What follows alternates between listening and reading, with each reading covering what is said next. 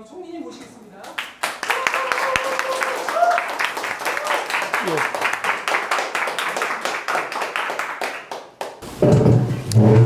무엇보다도 정치학교 반전이라는 이런 형식의 뭔가 새로운 모색을 해봐야 되겠다고 한 분들은 뭐 개별적으로는 있었습니다. 그러나 이렇게 체계적으로 진행을 하게 된 것. 우리 김성식 선생이나 안명년 선생, 또 유승찬 선생 같은 이런 정말 우리 당대의 책임을 지겠다는 그 지식인들하고 그리고 거기에 호응을 해주신 조창걸 회장님의 그런 스폰서가 있었기 때문에 이렇게 시작이 됐고, 또 무엇보다도 아마 개개인의 삶에서 치여진 여러 가지 과제들 때문에 힘겨울 텐데도 이 자리에 계시는 반전의 이기 학생 여러분들이 바로 내 삶을 전체적으로 풀어가는 데 있어서 나뿐 아니라 내 곁에 있는 내 친구들의 삶, 내 이웃의 삶, 내 부모님들의 삶까지도 함께 뭔가 들여다보고 문제를 풀어보겠다라는 그런 데 대해서 관심을 기울여 주시고, 여러분 스스로 어찌 보면 당장 뭔가 여러분에게 눈앞에 잡히는 이익이 없을지 몰라도 이렇게 기꺼이 시간을 내주고 참가해 준 여러분들에게 감사드립니다. 아마 저희 세대들 이야기하면 좀 고리타분하다고 하겠지만 어찌 보면 나중에 우리가 죽어서도 참 행복한 세대라고 할 수 있겠습니다. 저는 조금 학교를 일찍 들어갔으니까 1962년에 제가 초등학교를 들어갔거든요. 그러니까 그때는 국민소득이 우리가 100불이었어요. 제가 고등학교를 졸업할 무렵에 박정희 대통령이 1000불 국가를 만들겠다. 국민소득 1000불 국가를 만들겠다. 100억 불 수출이다. 그게 국가 목표였어요. 그때 제가 고등학교를 졸업하던 해 75년이었습니다. 국민소득이 한 600불, 700불 됐을 겁니다. 아시안게임 여러분들이 이야기는 들으셨던 86년 아시안게임, 88년 올림픽 당시에 우리 국민소득이 3,000불 내외였습니다. 그리고 어느 순간 우리가 국민소득 3만 불짜리 국가가 되었습니다만, 저는 갈수록 우리들한테 남아있던 공동체 의식, 정확하게는 대한민국 헌법에 반영되어 있는 공화국에 대한 책임있는 시민으로서의 건 점점 더 옅어지는 것. 내 아파트 값만 오르면 됐지 뭐 다른 놈 필요 없어. 아직도 내가 박수치는 친구들이 권력을 잡으면 됐지 뭐 난 더 관심이 없어. 이런 방식으로 지금까지 성공한 그런 정치 공동체는 없습니다. 그런 점에서 여러분들이 어쩌면 지금 더딘 걸음이지만 여러분들이 이 공적인 관심을 시작을 하게 된 것은 여러분 스스로의 결단이기도 하지만 난 축복이라고 봅니다. 저희 세대들은 어쩔 수 없이 그 시대의 경향에 휘말려 들 수밖에 없었어요. 대학을 들어와 보니까 박정희 대통령이 물론 공도 많으신 분이지만 이 양반이 절대자가 돼가지고 유신헌법이라는 거는 지금 러시아 푸틴 비슷한 거예요. 엔들리스야. 끝이 없어. 임기가 제한이 없다고. 여러분, 그럼 왕조 국가에서는 있을 일이지. 국민이 표를 뽑는 그런 지도자가 평생 해먹겠다 그러면 여러분 거기에서 젊은이들이 당연히 반발할 거 아니에요. 여러분들은 지금 5년짜리 대통령이 그냥 지나가니까 여러분들은 실감을 못하지만 저희들로서는 그런 어떤 절망감을 느꼈어요. 북에도 마찬가지고 남해도 마찬가지고 절대 권력자들이 끝까지 도대체 그렇게 해서 건강하게 그 체제들이 유지, 발전되고 국민의 행복과 권리를 책임져 준 그런 선례가 있어요? 그건 실패합니다. 그래서 오늘날 이른바 좀 강권 국가의 지도자리라고 보여지는 뭐 조금 문제가 될 만했는데 이름은 거론하지 않을 거예요. 중국이나 러시아나 뭐 이런 나라들의 이 소위 강성 지도자들. 한때 국민들에게 박수는 받았고 열광은 일으켰는지 모르지만 지금 그 나라의 사정, 그 나라의 국민, 그 나라의 지식인, 그 나라의 젊은이들이 기뻐하고 있습니까? 저는 아니라고 봅니다. 여기서 개인적인 고백을 좀 드리면 저는 개인적으로 종교를 갖고 있었고 저는 기독교인이에요. 근데 뭐 누구에게 종교를 뭐 강요하거나 이러지는 않지만 그래도 제가 이 기독교의 이 입문을 하면서 가장 제 삶에 큰 지탱이 되었던 것은 이 역사를 관계하고 움직여가는 것은 어느 개인이 아니라 우리들. 거기 집단일 수도 있고, 국가일 수도 있고, 민족일 수도 있지만, 결국 우리들이 함께 책임질 때 그 결과가 오는 겁니다. 여러분들이 가끔 다큐멘터리 보시잖아요. 제1차 대전, 2차 세계대전, 거기에 그 쓰러져 간 몇천만의 그 생명들, 그분들이 무슨 죄가 있어요? 지금 우크라이나에서 가끔씩 또 나오지만, 그렇게 폭격을 당해서 자기 자식을 잃고, 그 사람들이 무슨 죄가 있어요? 그런데 이 역사라는 것은 그렇게 냉혹하게 강자들이 약자들을 핍박하고 뺏고 억누르고 하는 것들이 일상적으로 되풀이되고 있습니다. 조금 개인적인 경험입니다만은 저희들이 이제 김성희 선생이나 저나 우리 70대, 80년대 다닐 때 그때는 아직 한중 간의 수교가 되기 전입니다만 중국에 대한 막연한 동경 같은 게 있었어요. 왜냐하면 중국 공산당이라는 게 중국 근대화를 완성을 했고, 여러 가지로 말하자면 이제 소위 이 정치적인 어떤 비전이라 할까 이런 것들을 공유한 집단인 것처럼 우리가 그렇게 기대를 많이 하고 있었어요. 물론 우리는 전두환 이렇게 국가 원수가 되다 보니까 그런 것도 있었지만, 그런데 그럴 때 우리 지금은 돌아가신 동양사를 가르치던 어떤 교수님이 학생들 어느 날 진지하게 이렇게 물으시더라고요. 여러분들 생각에는 지금 어떤 중국 공산당이라는 것이 보이는 변화, 자신들의 어떤 새로운 신인류를 만들겠다는 저런 꿈들 자체가 높이 평가되나? 예, 그렇습니다. 근데 나는 역사학자로서 이야기하거니와 역대 어떤 그들이 이념을 가져오든 종교를 가져오든 무슨 흐름을 가져오든 간에 그들은 여전히 강권 국가야. 강한 힘을 가지고 주변을 복속시키고 자신들의 의지를 강요하고 필요하면 수탈해왔던 게 그 나라의 생생한 역사일세. 5천년 역사가 그렇게 흘러왔어. 자네들이 섣부른 그런 감상적 판단 안 했으면 좋겠네. 이러셨거든. 근데 그걸 불과 한 세대도 되기 전에 우리가 그걸 보잖아요. 그 역사학자의 눈에는 그 한 공동체, 한 집단들이 범하는 어떤 그게 보이는 거예요. 우리는 그때 그게 이데올로기라는 이름으로 무슨 다른 이름으로 우리가 거기에 미혹되어 있을 때 아니야. 인간의 본질은 또 한 사회의 본질이라는 것은 그렇게 쉽게 바뀌는 게 아니야. 제 이야기는 다시 돌아와서 왜 한 인간이 세상에 대한 주인이긴 하지만 고귀한 존재이긴 하지만 한 인간의 역사의 우리 운명을 그하지 못하는 것 같아요. 그리고 기독교의 신도 그 야훼라는 그 이스라엘의 신도 보면 그 집단에게 질문을 합니다. 집단에게 요구를 합니다. 집단에게 책임을 묻습니다. 여러분들 지금 어설픈 우리가 지식인 나부랭이라서가 아니라 정말 대한민국에 고민이 많습니다. 이러다가 정말로 지금까지 쌓아왔던 이 모든 우리들의 귀한 가치들, 지금까지 축적되어 왔던 무슨 경제적으로 성공하고 이것만에 그치지 아니에요. 그러나 문화라든가 우리들의 사람에 대한 예의라든가 이런 것들이 이렇게 쉽게 위기에 처할 줄이라고 저희 사람들은 몰랐어요. 그러면 생각해 보세요.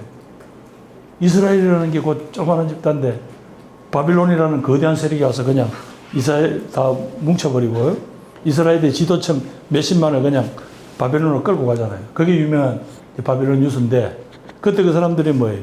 거기서 무려 80년을 있었어요. 우리는 일제 36년 동안이라도 우리는 그거 하지는 않았잖아요. 강제 이주가 되지는 이러지는 않았잖아요.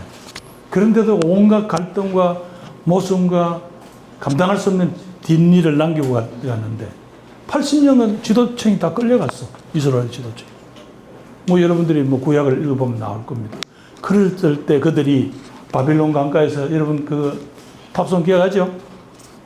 On the riverside of Babylon인가 하는 왜 옛날에 팝송이 있었는데 바빌론 강가에서 나는 울었네. 옛날 시온의 영광을 생각하며. 시온의 영광이 뭐야? 자기들의 공동체, 종교 공동체든 정치 공동체든 자기들의 역사의 아이덴티티를 보호받았을 때 그때 자신들에게 줬던 그 삶의 충일함이랄까, 그걸 기억하는 거예요. 그때 무슨 잘 살아봐야 뭐 하루 세 끼 먹었지 뭐 더 얼마 더 했겠어. 하루 세 끼도 제대로 못 먹었을 거예요. 오늘날 이스라엘에 뭐 가보면 그렇게 뭐 물산이 풍족한 나라는 아니야.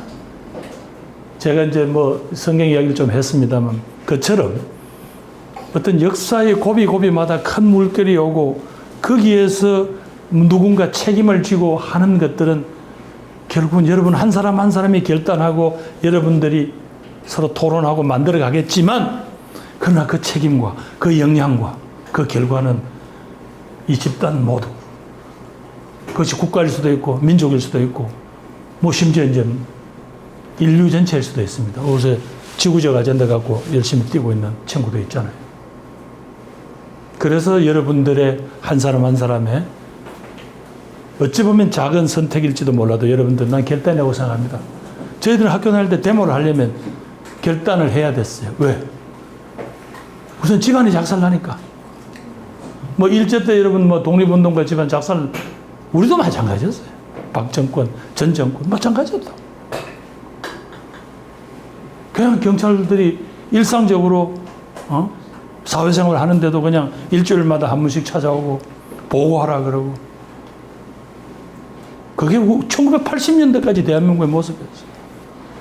바로 그런 점에서 이제 여러분들이 정치학교 반전을 통해서 여러분들이 한 개개인의 여러분한테 과제나 삶에 대해서도 여러분들이 최선을 다하실 뿐만 아니라 이제는 나 밖의 내 이웃, 내 친구, 우리 집단, 우리 역사, 우리 사회, 아마 이제 자연스럽게 여러분들은 관심을 기울일 것이고 고민을 할 것이고, 또 여러분 나름대로 아마 머리를 맞대고 해법도 여러분들이 찾아낼 것으로 그렇게 믿습니다.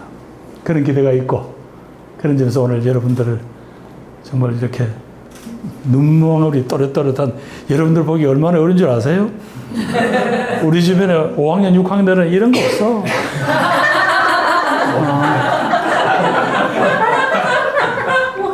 여러분 반갑습니다. 근데 제가 관심 있는 주제에 대해서 뭔가 공부하고 이렇게 알아내려고 하고 있는데, 그러는 과정에서 옆에서 뭔가 주변 사람들이 얘기할 때 너는 너무 작은 걸 많이 봐서 커다란 걸 못 보고 있는 것 같아라는 얘기를 너무 자주 들어요. 근데 큰 일에는 막상 마음이 뭐 다들 커다랗다고 얘기하는 외교라던가 물론 중요한 걸 알고 있지만서도 그것에 크게 마음이 동하기보다는 좀 더 작은 일들에 저는 마음이 더 많이 동하는데, 뭔가 계속 이렇게 살아도 되나? 하는 질문이 저 스스로 좀 들더라고요. 진짜로 내가 큰 걸 놓치고 있으면 어떡하지? 하는 생각 때문에 시야를 넓게 가지는 훈련을 해야 되나? 그런 고민을 좀 하고 있습니다. 그래서 어떻게 생각하실지 여쭤보고 싶어가지고. 친구들한테도 부탁이지만 정치인들한테 질문할 때 이렇게 어렵게 질문하면 무슨 어떻게 답을 해? 가능하나 예, 아니요 할 수 있도록 답을 할 수 있도록 해줘야 되지. 아마 이제 여러분들이 일상적으로 부딪히는 문제일 거예요. 예를 들면 저만 해도 우리 김성태 선생 만나거나 우리 안병준 선생 만나거나 유정찬 만나면, 야 이거 뭐 정국이 어떻게 되는 거요? 뭐 대통령은 정신 좀 차릴까? 뭐 이런 이야기 하지만 집에 있을 때는 또 집사람한테 혼나잖아. 왜 아침에 화단에 물 주라니까 안 줬어? 뭐 오늘 쓰레기 버리는 날인 줄 몰라? 뭐 이제 이런 거. 우리들의 삶은 이런저런 걸로 교직돼 있죠.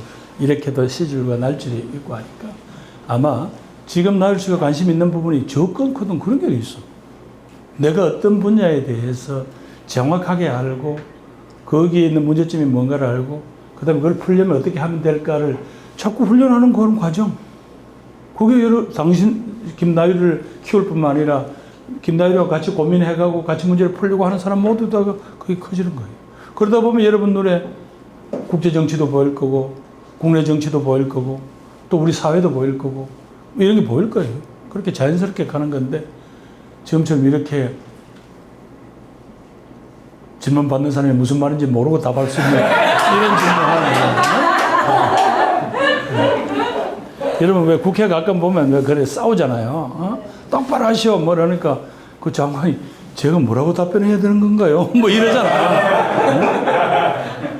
이번에 대의원 자격으로 전당대회를 가야 되는데 솔직히 뽑을 사람이 없다고 느껴지고, 근데 이게 사실 주변에서도 민주당을 더 이상 고쳤을 수 없는 당이라고 얘기하시는 분들도 많아서 저 내적으로 고민이 굉장히 많습니다. 네. 어떻게 보면 기로에 서 있는 것 같습니다. 고쳤을 수 있다고 생각하시는지 궁금합니다. 안병준 선생님이 원래는 저한테 얘기 맡길 때는 학생들의 질문을 종합을 해서 몇 가지로 갈래화해서 질문을 드릴게요. 이래 했는데 오늘까지 연락이 없는 거야. 없다고 하니까 하는 이야기가 질문이 워낙 다양해서 몇 갈래로 추려지지가 않는다라고 이야기를 하는데, 우리 정석환 선생님이 이야기하시는 대로 현재 민주당의 여러 고민들은 여러분이 보는 거나 저나 똑같습니다. 다만 여기서 여러분 앞에서 내가 대놓고 그거 못 써요라고 하면 뉴스되고, 그것도 괜찮아요 하면 참 자식 더럽게 늙었네 이럴 거 아니에요. 그래서 여러분이나 저나 문제의식은 똑같은데, 저는 뭐 그래서 여러분들 앞에 놓여있는 어떤 정치적인 진로나 혹은 정치적 판단은 나 그렇게 현실에 너무 이렇게 딱딱 묶이지 않았으면 좋겠어요. 그건 여러분들이 판단했을 때, 아직은 저나 김원식 선생님도 이런 뭐 신당운동, 제3지대 이런 거 저희들도 몇 차례 했거든. 몇 차례다 우리들 다 실패를 했는데, 근데 그러면서도 우리들한테 남은 것은, 결코 진짜 단단하게 남은 것은, 아까 내가 왜 정치를 해야 하느냐, 내가 정치를 통해서 하고자 하는 게 뭔가, 출세인가, 돈인가, 명예인가, 권력인가, 아니라면 뭐 남는 게 나를 지탱해 줄, 내 아이덴티티를 정탱해 줄 뭐가 있었을 거 아니에요. 학창 시절에 배운 뭐 운동권 논리 몇 개, 그다음 이데올로기 서적 몇 건이 우리 삶을 지탱해 준 건 아니라고요. 마찬가지로 우리 정생도 내 인생을 길게 보았을 때 이 시기에 이 정치적인 변화와 선택이 아마 뭘 그렇게 여러분한테 거기서 끝날 건 난 아닌 거라고 봐요. 다만 이제 당 전체에 대한 판단 부분은 잘못하면 그 사건이 되니까. 방금 말씀해주신 정치를 한다면 어떤 내 선택에 대한 이유와 그런 것들이 있잖아요. 그러면 지금까지 총리님이 해오셨던 것들을 하셨던 이유, 거기서 버틸 수 있었던 이유, 내가 반드시 그것을 하지 않고는 버틸 수 없었던 이유와, 그리고 오늘 또 반전에 오셔서 말씀을 주신다는 건 여전히 해주고 싶은 말씀이 있으시다는 건데, 그런 선택을 하시게 된 이유가 궁금합니다. 너는 어떻게 버텼냐 그 이야기 아니에요. 저희들이 어찌 보면 처음 시작할 때는 이제 좀 어찌 보면 좀 지사적인 결단 비슷한 거였죠. 왜? 박정희 대통령 시절에는 대학도 살벌했어요. 요즘 혹시 여러분 중국에 유학 간 여러분 친구들 이야기 혹시 들어본 적이 있나요? 중국 대학이 옛날에는 참 다양한 의견들이 다 수요되고 하다가 어느 순간부터 중국 대학이 쫙 얼어붙기 시작했다고 그러거든. 얼어붙는 건 딴 게 없지 뭐. 주변에서 편안하게 자기 생각을 이야기 못하면 얼어붙은 거 아니? 이 대학이 그 꼴이었어요. 그러니까 이 당대에 조금 이 뭐랄까 피가 끓는 젊은이들이 자연스럽게 이건 아니지 않습니까? 라고 이제 문제 제기를 하게 되고, 그러다 보니까 반유신 운동이 되고, 그러다 보니 한 사람이 할 수는 없으니까 몇이 모이고, 그럼 또 반정부 조직이 되고, 뭐 이런 이제 악순환이었는데, 결국은 이제 마침내 그 권력은 그렇게 무너졌습니다만은, 뭐 그러다가 이제 우리가 사회적인 가치에 대해서 소위 말해서 접촉은, 컨택트가 시작이 됐다고 봐야죠. 그러나 이제 그러면서도 점차 내 삶을 앞으로 어떻게 할 것인가 하는 문제가 와닿죠. 예를 들면 운동권 출신 중에서 법대생 같으면 내가 고시를 해야 되냐 말아야 되냐, 공대생 같으면 내가 취업을 해야 되냐 말아야 되냐, 의대생 경우에는 내가 의사지졸 하는 게 옳으냐 마느냐, 뭐 이제 이런 식으로 자꾸, 그다음에 뭐 특히 문과 출신들은 저희들이 교사가 될 길은 많이 열려 있었어요. 뭐 교사가 되느냐 아니냐 뭐 이런 등등이 우리 앞에 놓여져 있을 때, 누군가는 맡아줘야 될 분야가 있지 않냐. 누군가는 사회적 가치에 대해서. 그 당시에는 제도 정치권과 소위 이른바 지식인들의 사이에는 약간 거리가 있었어요. 지금 전 정치와 그런 어떤 국민들의 어떤 공론장이라는 게 일치되지 않았을 때라, 정치하는 놈들은 좀 별난 놈들, 뭐 좀 어찌 보면 때묻은 놈들이 하는 거고, 이쪽은 고고한 어떤 지식인, 책임지는 사회인, 이런들 말하자면 영역인 것처럼 이렇게 돼 있어서 조금 어색했는데, 뭐 그러면서 이제 양쪽이 점점 왜 전두환 시절 거치면서 이건 뭐 서로 힘을 합치지 않고는 그 무도한 권력을 어떻게 해볼 도리가 없잖아요. 그러면서도 이제 힘들이 모이고 양쪽이 서로 섞이고 하면서 마침내 이제 전두환 정권이 그렇게 물러나게 됐는데요. 그 과정에서 여러분들 다 알다시피 광주의 민주화 운동이지만 말이 그렇지만 권력을 잡겠다는 군인들이 자기 국민들한테 총을 쏜 거예요. 뭐 그들이 지금에 와서 딴소리를 하는 걸 다 떠나서 이건 기본적으로 이 공동체 자체를 그냥 깔아뭉갠 거잖아요. 저기들이 권력 잡기 위해서 총을 쏘는 그따위 짓이라면 외세하고 다를 바가 뭐 있어요. 그 과정도 있었고. 근데 그 국민들이 얼마나 정말로 위대한가 하면 그 분노를 85년 2.12 총선 때 폭발시키더니 결국은 한 2년 만에 사실은 그 군부 정권을 사실은 거의 항복을 받아낼 만큼 그렇게 컸었는데, 그래서 그런 어떤 시대의 변화에 맞춰서 우리가 해야 될 몫은 해야 되지 않겠냐. 그러다가 이제 저희들이 여기까지 왔는데, 그때 우리를 지탱했던 힘, 그래도 진짜 건방을 떨면 더 나은 대한민국 만들어 보자. 그 과정에서 우리가 이제 정치권에 온 거는 어차피 90년대에 와서 시작이 됐어요. 김성수 선생이나 저나 나이 30대가 들어와서 정치권에 입문을 했어요. 그러면서도 우리도 그때마다 뭐 공천도 떨어지고 뭐도 하고 온갖 그런 서러움과 어려움이 많았을 때 우리를 지탱해주고 우리를 이렇게 세워준 거는 우리가 뭐 때문에 정치를 시작했는데, 세상을 조금이라도 한 발짝이라도 좀 앞으로 나가게, 정말로 힘들고 어디에 화소연할 데 없는 사람들, 돈이 없으니까 변호사의 조력도 못 받고 그렇게 당하는 사람들 우리 주변에 많이 봤잖아. 우리 죽은 노회찬 씨가 6411번이라고 했나요? 그 버스를 타는 그 사람들, 새벽버스를 타고 강남 일을 나가는 그 구로동 주민들을 보면서 노회찬은, 그 시인은 그 사람들한테 이 공감을, 그들을 위로하는 그를 시를 남김으로써 서로를 그걸 했을 수 있었어요. 근데 우리 정치인들은 뭘 하지? 그래서 내가 국회의원이 되고 막 폼을 잡으면 뭐 그걸로 족한가? 그런 건 아니었을 거예요. 물론 저희들도 주변에서 이제 비판적 지식인들한테 씹히기도 많이 하고 뭐 많이 했죠. 그러면서도 우리를 지탱해주는 힘은 최초 우리들의 세상을 지금보다는 한 발짝 밝게, 지금보다도 쏠리고 어려운 사람들에게, 여러분들도 길거리 가다가 왜 지금도 저 폐지 줍는 할머니나 할아버지들이 그 무거운 리어카를 끌고 올라가면 여러분 뒤에서 거들어주고 싶잖아. 뒤에서 밀어주고 싶잖아. 그런 마음이 아마 여러분들 가슴에는 다 깔려 있을 거예요. 근데 그걸 애써 외면하기 시작하면 사람들이 그렇게 편하게 살아주기는 금방 가요. 그러나 항상 여러분들이 앞으로 이제 정치적 고민이 됐을 거고 서러움도 됐을 거고 어떨 땐 치욕스러울 때도 있을 겁니다. 근데 그걸 넘어서서 아마 여러분에게 주어진 어떤 달란트도 있을 것이고, 여러분에게 주어진 어떤 뭐 하늘이 사람을 세상에 냈을 때는 그만한 뭔가 이유가 있다잖아요. 거기에 맞춰서 난 뭘 할 수 있을까를 항상 생각을 해보면 여러분들이 아무리 힘든 상황도 일어날 수 있을 거예요. 당장은 안 풀리겠죠. 그러나 주변에서 우선 어디에서 이 소리를 들었고 어디에서 이 이야기를 해볼 거라고 하면서 그렇게 시작해야죠. 근데 뭐 적답은 안 된 것 같습니다만 저희들은 그렇게 해서 버텼어요. 오늘도 어느 순간에 보는 게 저희들 벌써 60대가 되고 말았고, 또 그리고 정치권에 남겨준 결과는 정말 초라해져서 정말 부끄럽지만은 여러분 같은 이제 새로운 희망들이 지금 성장하고 있는 거, 이거 보는 재미죠.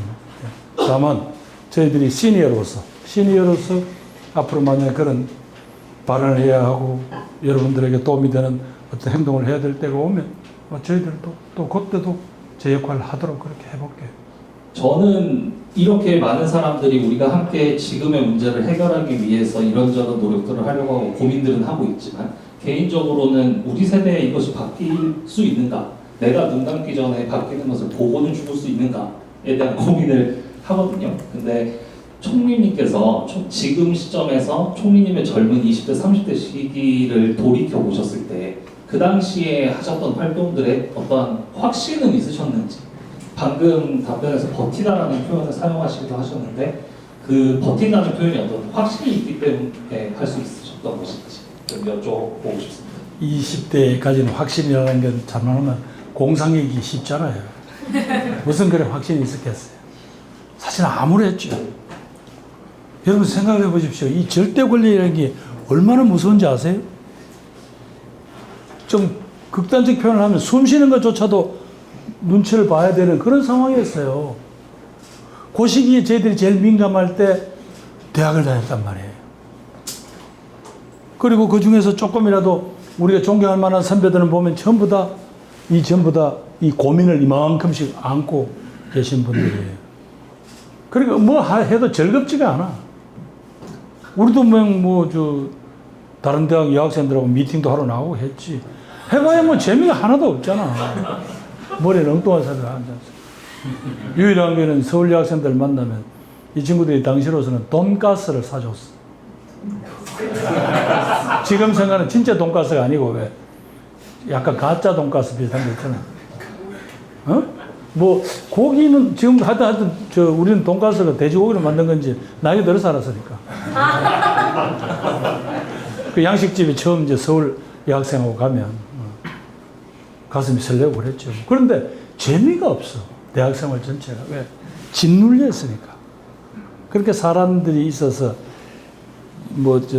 독일의 무슨 다 철학자였나 자유로운 공기는 사람을 뭐 어떻게 한다 뭐 이런 법문인가 이런 게 생각이 나는데 하여튼 저희들이 어찌 보면 그때 뭔가 큰 그림이 있어가지고 그거를 향하여 그거는 불가능했었어요. 정말 하루하루 버티기 힘든 그건데 놀라운 거는 모두들이 사람들 가슴에 그 청년들의 가슴 속에 그 분노들이 조금씩 쌓여 있다가 그게 어느 날 그냥 있잖아요. 터지더라고. 터지면서도 또 한 사회를 그만큼 또 밀고 가더라고. 또 그거 안에서 가니까 그게 또 새로운 가능성, 새로운 어떤 일할 거리들이 생기고. 그러다가 이제 여기까지 왔는데 그 중에서 여러분들한테 좀 고백을 드리자면 그래도 한 사회의 중요한 흐름과 중요한 방향을 결정하는 역할은 정치가 해야 되는데 지금처럼 정치가 국민들에게 그 역할을 못하게 되면 그렇게 되면 아까 말씀하신 대로 근본적인 회의 내 인생 이거 나 좀 버틸 힘이 되겠나? 내가 앞으로 뭐가 될까? 이거 우리 당대에 이런 거 보겠나? 저희들도 20대에 그랬어요. 우리 당대에 박 대통령이 자기 아들한테 권력을 무너지는 꼬라지를 보고 살까? 남이나 북이나? 그러고 살았어요. 그래서 요즘 일부 북한 어쩌고저쩌고 하는 사람들은 우리는 속으로 기가 막히지. 그렇기 때문에 아까 말씀하신 대로 아마 여러분 시대에 지금 현재 마치 무슨 쫙 내 인생은 이렇게 갈 거야. 그건 불가능합니다. 나는 그거보다는 나는 적어도 세상에 태어날 때 또 내 앞에 있는 주어진 과제에 대해서 나는 당당하게 비굴하게 나는 피해가지 않겠어. 그러나 나는 거기에만 머무르지 않겠어. 문제를 풀어가는데 내 옆에 친구하고 상의할 것이고 내 이웃의 문제를 함께 고민할 것이고 책을 읽을 것이고 공부를 할 것이고 라고. 여러분 그 좋아하는 SNS 뭐하나 맨날 인스타에다가 밥 먹는 것만 올리지 말고 오늘 둘이 가가지고 말이야 아니 우리 현수가 먹방이야? 아니 맛있는 거를 자주 먹는 거는 곤란하지만 가끔 먹는 건 좋잖아. 그래 우리 지용 씨 내가 한번 적답은 되지 않았습니다만 그렇게 우리를 낙관하자. 왜냐하면 세상은 결국은 고민을 하되 결국 세상이 앞으로 문제를 풀어가는 게 어떤 조금 낙관적인 희망 그게 있어야 주변 사람들이 조금 신나하고 사람 그래. 여러분들이 아마 뭘 하든 뭐 개인적인 활동을 하든 정당 활동을 하든 사회 활동을 하든 아니면 다른 어떤 봉사 활동을 하든 항상 주변에 저 사람은 어떤 신바람 나고 희망 넘치는 에너지를 불러넣는 그런 역할을 하는 사람이다. 그건 여러분들이 지금 할 수 있어요. 만사를 항상 거기서 아무리 어려운 상황이라도 여기서 어떻게 하면 좀 긍정적 에너지를 우리가 찾아낼 수 있을까 하는 이런 부분들은 사실은 본인 마음먹기 나름이고 노력하기 나름이거든요. 여기에서 내 선배들 중에서 보고 좀 오랫동안 단단하신 분들은 자기 나름대로 그걸 소화하는 뭐 기도를 하든 명상을 하든 그게 있더라고요. 근데 그거 여러분 뭐 대단한 거 아니에요? 지금부터 하루에 5분이라도 내가 가만히 생각을 하면서 내가 이 문제를 어떻게 풀면 좋을까를 생각을 하고 고민하는 어떤 그런 훈련을 지금부터 하세요. 내가 지금 법륜스님이라고 여러분 아시죠? 네. 그분을 옆에서 이렇게 조금 자주 뵙기도 하고 해봤는데 그분이 지금 이렇게 정문적설 하시면서 내오는 많은 부분들이 자기가 쭉 젊을 때부터 그분이 이제 말하자면 제도 불교로부터 상당히 말하자면 서러움을 당하셨잖아요. 그러면서 그걸 하나하나 정토해라는 그 소위 스스로 깨어있는 불자들을 만들어내는 자기들의 비전을, 자신의 비전을 가지고 그렇게 키워낸 거거든요. 아마 여러분들도 그렇게 앞으로 자기 앞에 닥쳐진 과제들을 부딪혀가면 반드시 좋은 결과 연결될 것 같습니다. 대구 지역에서 출마를 하실 때 될 수 있다는 확신이 있으셨는지가 궁금하고 왜 꼭 해야겠다고 생각하셨는지. 왜냐면 저도 비슷한 꿈이 있어서 네, 그런 것들 좀 궁금했어요. 우선은 이제 그 당시 우리 정치사를 여러분들이 조금 나중에 보면 알 텐데 그 무렵에 조금 우리 이제 정치인들이 국민들한테 그때부터 본격적으로 아마 좀 비난을 받기 시작한 것 같아요. 그때 제가 이제 이 수도권에서 삼선, 경기도 군포란에서 삼선 국회의원을 하고 있었는데 저하고 아주 오래된 절친이던 지금은 평택시장을 하고 계십니다만 정장선 의원이 거기서 삼선을 하시는데 이분이 출마를 포기하더라고요. 왜? 그때부터 정치가 뭔가 긍정적인 에너지를 만들고 성과물을 내는 게 아니라 끊임없이 싸움만 한다. 내가 이 정쟁의 어느 하나 쪽에 휘말려서 거기에 올라타서 이른바 국회의원 자리나 탐하는 이런 정치 못하겠다. 이 양반이 오늘 주변 사람들하고 상의도 없이 불출마를 선언을 해버렸어요. 그래서 아유 내가 가까운 친구지만 한 정치인의 그 깊은 고민과 세계를 몰랐구나라고 됐죠. 그래서 이제 곰곰이 저도 자신을 되돌이켜 보니까 내가 이제 노무현 대변인 밑에 부대면 했다고 그랬잖아요. 그 노무현이라는 사람하고 저는 또 국민통합 추진에는 통추 또 멤버거든. 당을 달리해서도 우리가 오랫동안 만나고 그분이 대통령 되고도 나중에 또 자주 보고 이랬는데 그때 그 우리 노 대통령이 하는 특유 어법이었어요. 마 새끼야 할라면 마 제대로 해라 자식아. 국회 3번 해보시면 많이 묻다 아이가. 그게 노무현 스타일이야. 그 가만히 생각해보면 국회는 3번 해서 많이 해먹더라고. 물론 옛날처럼 뭐 해먹는다 걔가 집이 2채 3채 되고 뭐 이런 건 아닌데 소위 이제 사회적인 그만한 일종의 이제 보상을 받은 셈이잖아요. 운동권 조금 했다고. 그래서 이제 이렇게 정치를 간두냐? 그러다 보니까 이제 그때 이제 노 대통령이 돌아가셨잖아요. 2009년에. 2011년이었거든. 그래서 이럴 바에는 그러면 아까 내가 고향을 떠난 지가 그 당시 제법 됐지만 한번 이렇게 민주당이라는 것 자체를 이래 불온시한단 말이에요. 민주당이라 그러면 저건 이상한 놈들, 불거스름한 놈들, 뭔가 이상한 놈들, 북한하고 내통하는 놈들 이런 이미지가 깔렸는데 여기를 내가 한번 돌파를 해보자. 됐지 않았지? 그걸 어떻게 알아요? 될 줄 알았으면 당장 내려갔지. 근데 이제 우선 가족들이 우선 반대를 하죠. 그 우리 집사람만 해도 정치인들이 지역구 이제 여러분들도 앞으로 하게 될 텐데 지역구 관리를 하면요. 그 국회의원 당사자가 사람을 이렇게 안다 그러면 몇 명을 알겠어요. 예를 들면 뭐 이 오피니언 리더든 됐든 각 직능단체 대표가 됐든 뭘 한다 해봐야 결국 제한적이라고. 나머지 있는 사람들을 구석구석 찾아다니고 어떻고 하는 거는 사실은 거의 부인들이 다 해요. 부인들이. 누구 집에 경조사 찾아다니고 누구 집 애가 그래서 여러분들이 이제 어떤 지역구 그걸 할 때 지금처럼 바람이 불어서 그냥 쉽게 된 분들이 위험하다는 게 그런 노력을 안 하고 되거든. 근데 국회의원을 한 지역에서 한 3번쯤 하면 좀 거짓말 좀 보태면 이면수, 저건 내 표 아니야. 장호준, 저건 내 표. 유수현은 정말 내 표인지는 하지만 뒤통수 칠. 이게 다 보이는 거야.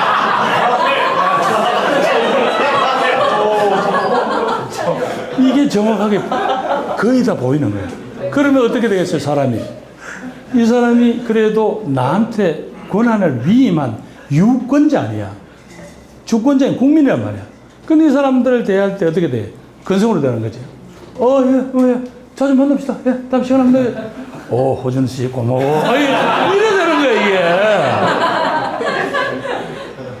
그래서, 정치를 내가 이렇게 하려고 국회의원 된 건 아니구나. 그래서 노무현은 뭐 다른 꿈도 있고 해서 가셨겠지만, 그래서 한번 가보자라고 갔는데, 사실은 뭐 처음에 그 사람들이 한 30% 주고 떨어뜨렸으면 나도 손들고 감뒀을 거예요. 근데 딱 40%를 주네. 도망갈 수도 없고 안 갈 수도 없고. 그래 40% 되었다가 2년 후에 대구시장 선거 때 나오니까 나갈 사람 없다고 또 나가라서 이번 대구시 전체에서 40% 얻었어. 그러니 진짜로 도망가면 나쁜 놈이 되지. 그래서 이제 수성구라는 데는 마침 그 내 선거구에서 내가 이겼더라고. 저 상대편 후보를. 지금 이제 이번에 국회 들어오신 권영진 씨하고 붙었는데. 그러면서 이게 이 두드리면 변화가 있겠구나 라는 생각을 해서 이제 했는데 그때는 참 뭐 아슬아슬 뭐 운이 좋았죠. 그래서 제가 이제 한번 됐는데 이 사람들이 당선을 시켜놓고 보니까 나중에 후회되는가 봐. 저 새끼 결국은 저축당 놈인데 나중에 행정부 장관 끝나고 내려가서 재우더니 열심히 했거든. 뭐 여러 예산도 많이 갖다 주고 그랬더니 새끼 조국이하고 국민이 싸울 때 조국은 편 들대 뭐 이러지. 뭐 내가 조국 편 들겠어. 그 다음에 또 뭘 하면 새끼 해놓은 것도 하나도 없이. 근데 해놓은 것도 하나씩 없다고 그래 욕하던 사람들이 코로나 때 내가 1조를 더 갖다 줬어. 대구 경북에 그 극복을 해야 되니까. 왜? 모든 병원이고 뭐 좀 마비가 되고 1조를 더 갖다 줬더니 나중에 이제 지역 언론에도 났어요. 그랬더니 나중에 한다는 말이 새끼 지동 가져왔나 뭐.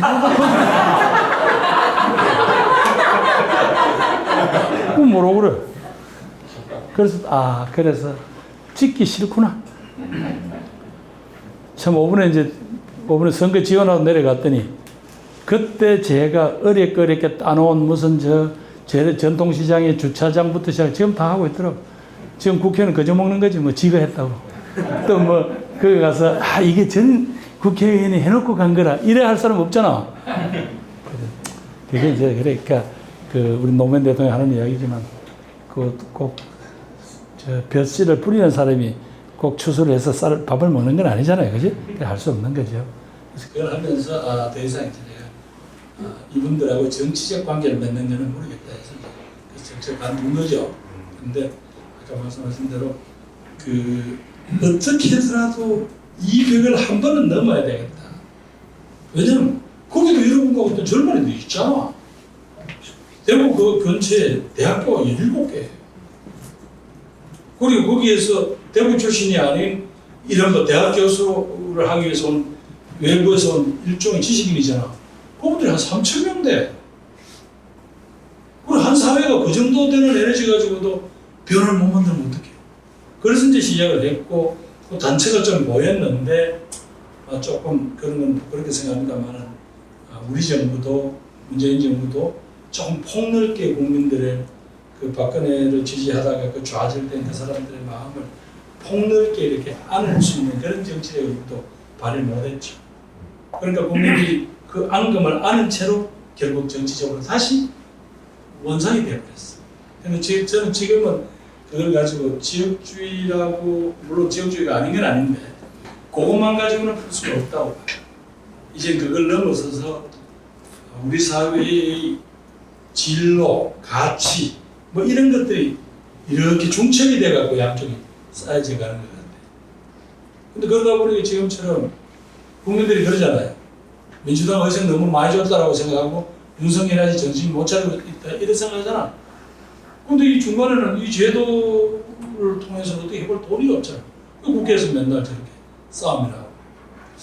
그래서 아마 이제 여러분들한테까지 이 과제가 넘어가서는 안 된다고 봅니다. 지금 여러분들이 대부분 한 30대라고 보면 되죠. 여러분들한테까지도 이 과제가 넘어가리라고는 저는 생각을 하지 않습니다. 왜냐하면 정치 질이 달라지니까. 근본적으로 국민들이 정치를 통해서 얻고자 하는 바에 달라지잖아요. 여러분들은 주식 투자도 해요? 그것도 하지. 근데 여러분들은 막 검토세 폐지하라고 막 난리래. 근데 우리 세대로서는 아니 그거보다도 요만큼 소득이 생겨도 다 세금 뜯어가는데 검토세는 왜 거두면 안 되는 건지 우리 세대는 동의 못 하죠. 그러나 여러분들이 표를 뽑고 있으니까 뭐 검토세 폐지하려면 펴주겠다 그래서 그럼 뭐 또 뭐 정치하는 사람들은 돌아가겠지. 그런데 돈 쓸 때는 많고 세금은 자꾸 깎아주고 부자들은 또 세금도 깎아줘야 되잖아요. 종부세도 없애야 된다며? 그럼 세금은 어디서 해? 그럼 어떻게 해 국가는? 세금 무조건 쓸 때는 많으면 어떻게 해? 빚을 내고 여러분한테 떠넘기고 우리는 가는 거지 뭐. 국가가 채권 발행해가지고 살아야 될 거 아니야. 그럼 그 채권은 자꾸 연장하면 여러분 것도 돌아가지 뭐 어떻게 해? 여러분들이 알아서 잘 갚아요. 우리는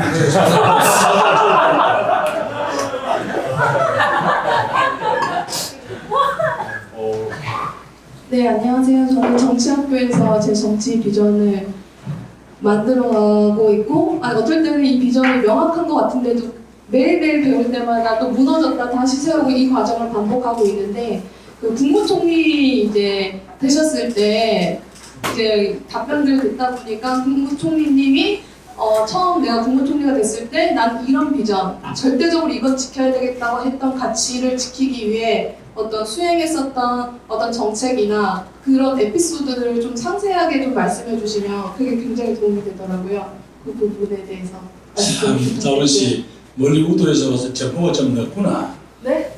우도에서 오는 바람에 정보가 좀 늦어. 그래 훌륭한 사람이 지랄한다고 국무총리 하나. 그래 훌륭한 사람은 정치를 안 해.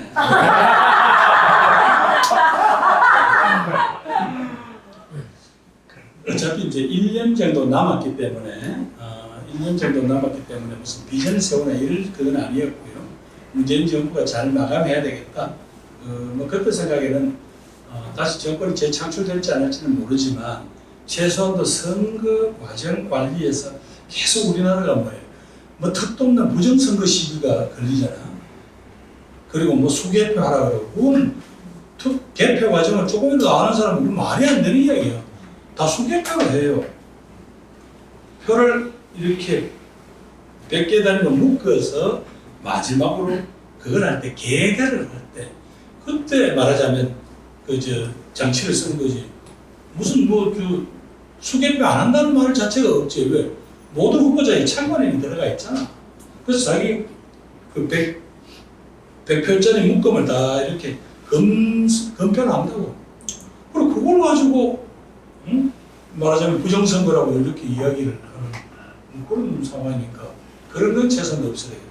그 다음에 늘 정권 듣기 교체기에 그게 이제 같은 정당에서 정권이 넘어가든 아니면 다른 정당 넘어가든 공무원들 중에 일부 철없는 친구들이 이렇게 문건을 꺼내서 이렇게 이제 넘겨줘갖고 문제가 되고 이런 적이 있었죠. 내가 그런 짓을 막아야 되겠다. 왜? 내가 예도 있었기 때문에 어떤 데서 그런 유혹이 오는 걸 알거든. 그래서 선제적으로 모든 부처에서 큰 부처는 20페이지 이내, 작은 부처는 10페이지 이내로 현안들 전부 정리해라. 그래서 그걸 딱 정리를 해가지고 각 후보자들 다 줬어요. 여기 보고 이거 가지고 당신들이 한국의 행정과 경제의 현상을 정확하게 당신이 판단하시오. 이거 가지고 그 대신에 총리 훈령으로 국회의원들을 개별적으로 통해서 자료를 내라고 하는 점이 그거예요. 이건 우리가 정부에서 딱 정리해서 준 건데 이거 외에 뭐 다른 거 내라 할 때 그건 전부 부인해라. 총리 훈령이다. 라고 해서 그걸 보호를 했죠. 그래야 엉뚱한 거 왜? 기한 단계에 있는 문건 하나 뽑아내와서 와! 이 정부가 부정선거를 획책했다든가 뭐 이따위 소리를 하면 안 되잖아. 그걸 바짝 인정을 했죠. 그래서 후보들 다 줬어요. 11월 달에 각 후보 진영에다가 후보가 결정이 됐잖아. 11월 달쯤에. 그렇죠. 11월 달쯤 결정이 됐을 거예요. 내 기억으로는. 네, 그때 다 줬어요. 그래서 나중에 이제 그거 가지고 더 이상 시비가 안 걸리게 하고. 그래서 국민통합이라는 관점에서 엉뚱한 그런 시비, 절차상 하자가 생겨버리면 흠이 생기면 안 되거든. 그걸 막으려고 좀 노력했고 거기에 이제 집중을 했고 그다음 나머지는 사실 참 어려운 게 이 5년짜리 단임 정권이니까 처음 1년은 어버버하다가 지나가요.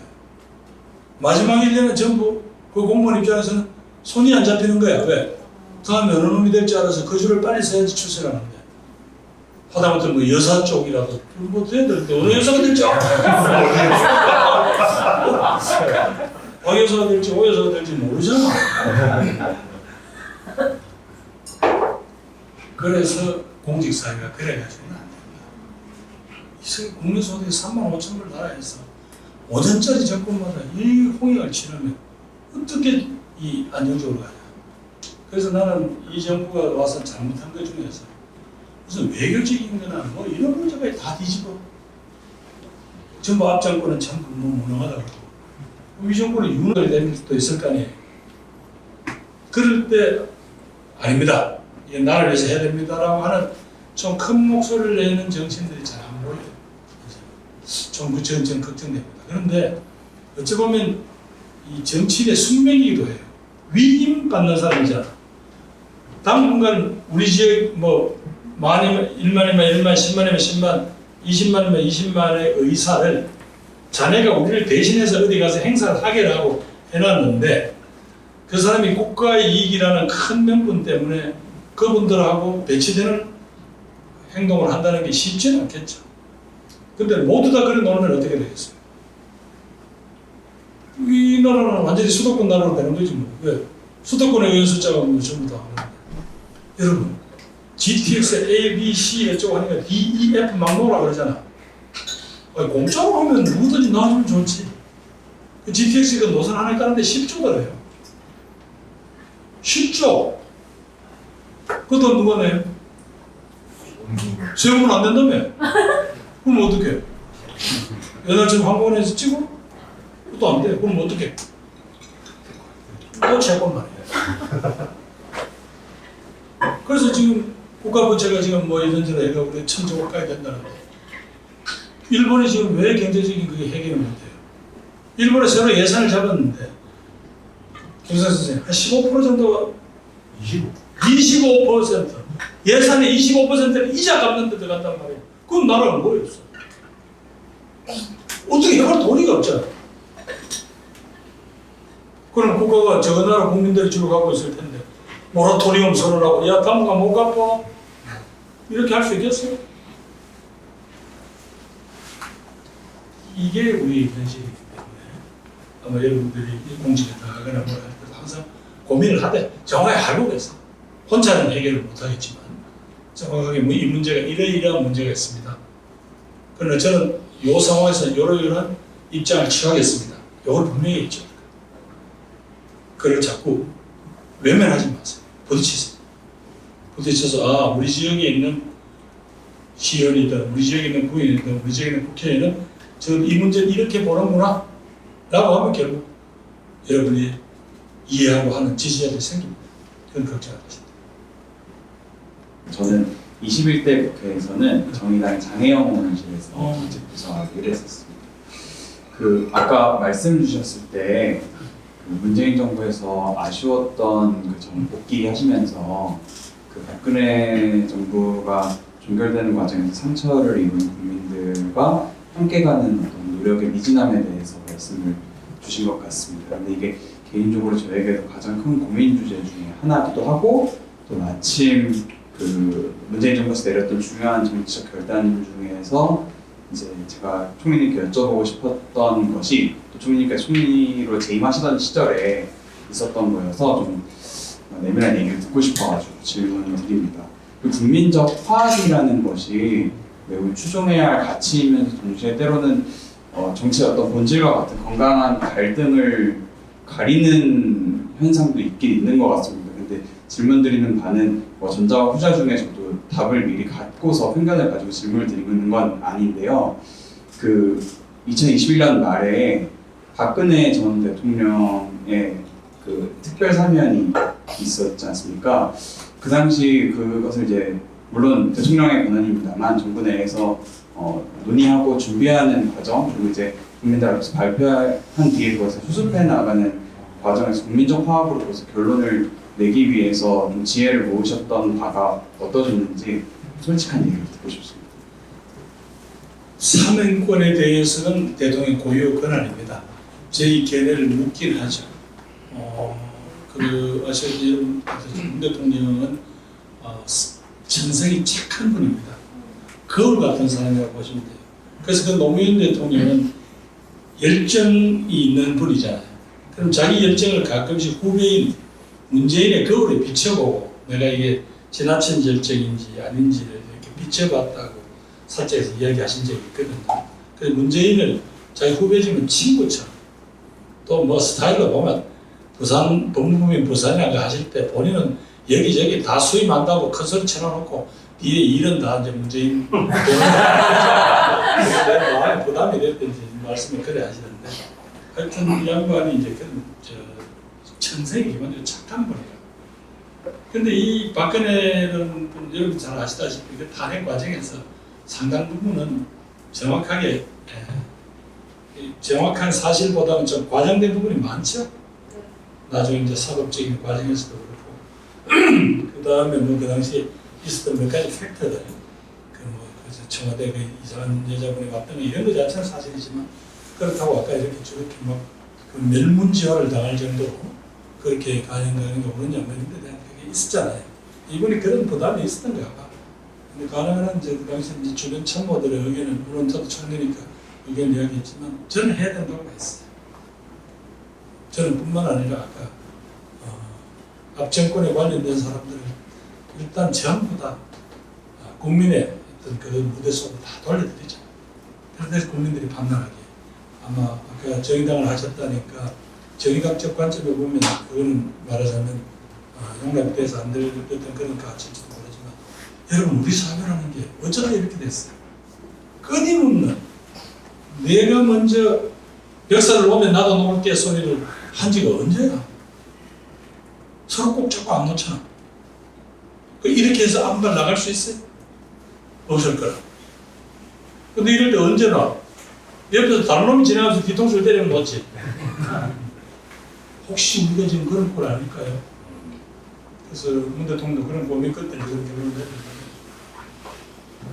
내렸는데 오히려 그보다는 저희들은 조금 여러분들한테 비난을 받을 각오를 하면서도 처절했던 게 고 노태우 대통령 국가장 문제죠.